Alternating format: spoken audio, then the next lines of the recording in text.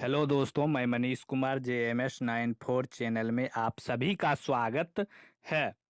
आज आपके लिए टॉपिक लेकर आया हूँ, सेवा करें समाज का ऋण चुकाएं। अगर आपको मनुष्य रूपी यह इस सांसारिक दुनिया में आप आए हैं तो दूसरों के लिए या मनुष्य के लिए या अपनों से जुड़े लोगों के लिए कुछ सेवा करें, अपना ऋण चुकाएं। ठीक है, तो उसी पर आज अपनी व्याख्या दे रहा हूँ। और मनुष्य का जो है शारीरिक और मानसिक अभ्यास जैसा होगा उसी के अनुसार उसका जो है बाहरी जीवन का निर्माण होता है।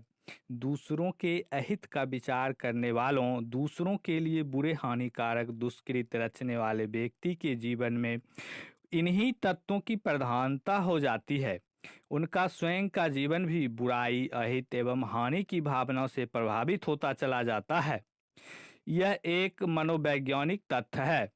सेवा का आधार जितना स्वार्थ मुक्त होगा, वास्तव में दूसरों के परमार्थ का त्याग का होगा और उतना ही बड़ा सत्य परिणाम भी मनुष्य को प्राप्त होगा।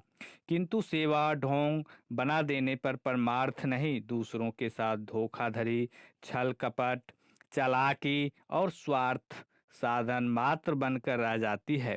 बाहर से ऐसी सेवा का आडंबर कितना ही बड़ा क्यों न हो, कर्ता को उसका रत्ती भर भी वास्तविक सत्य परिणाम नहीं मिल सकता। लोगों से प्रशंसा प्राप्त करने या कुछ कमाई कर लेने मात्र तक ही ऐसे सेवा आडंबरों का लाभ सीमित रह जाता है। सेवा के लिए कोई स्थूल नियम नहीं बनाए जा सकते। दूसरों के लिए कोई उपयोगी काम करके, उससे प्रेम करके अभ्यास को बढ़ाया जा सकता है। दूसरों की सेवा करके अपने सद्भावों को विकसित किया जा सकता है।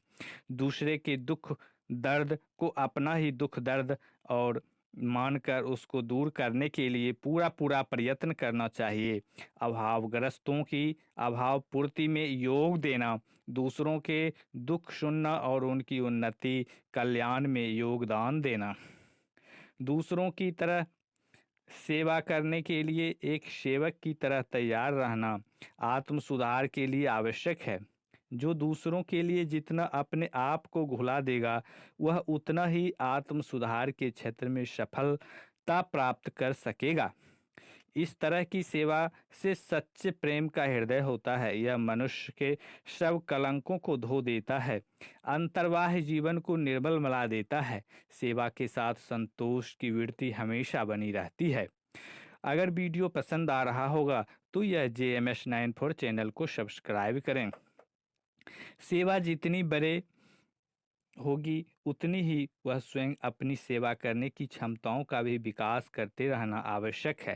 क्षमताओं के अभाव में सेवा का परिणाम और प्रतिफल स्वल्प ही रहेगा। जितनी व्यापक सेवा होगी उसके लिए उतनी ही व्यापक क्षमता और शक्ति की आवश्यकता पड़ेगी। सेवा से संबंधित अपनी क्षमताओं का विकास करना भी सेवा का ही एक अंग है।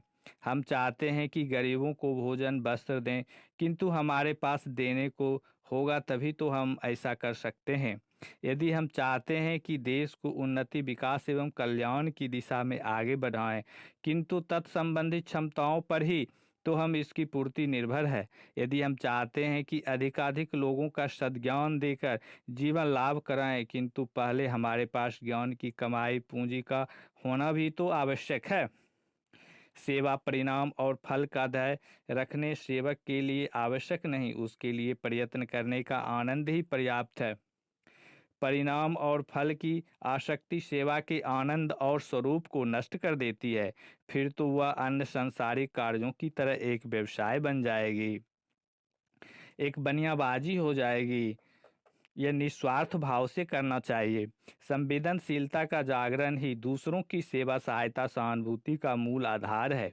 यह गुण जिसमें जितना होगा वह उतना ही दूसरों की सेवा करने का अधिकारी बनता चला जाता है। सत तत्व की स्थापना और हृदय की शुद्धि से ही संवेदनशीलता का जन्म होता है। दयावान, सहानुभूतिशील, संवेदनशील होना हर लोक सेवी के लिए आवश्यक है। हमें याद रखना चाहिए कि परमार्थ किए बिना कभी स्वार्थ साधता नहीं। यदि हम अपने प्रगति चाहते हैं तो हमें औरों की सेवा सहायता के निमित्त समाज ऋण को चुकाने के लिए सतत तत्पर रहना चाहिए। यही मानव धर्म है। जय हिंद, जय भारत। अगर वीडियो पसंद आया होगा तो लाइक, शेयर एंड सब्सक्राइब करें।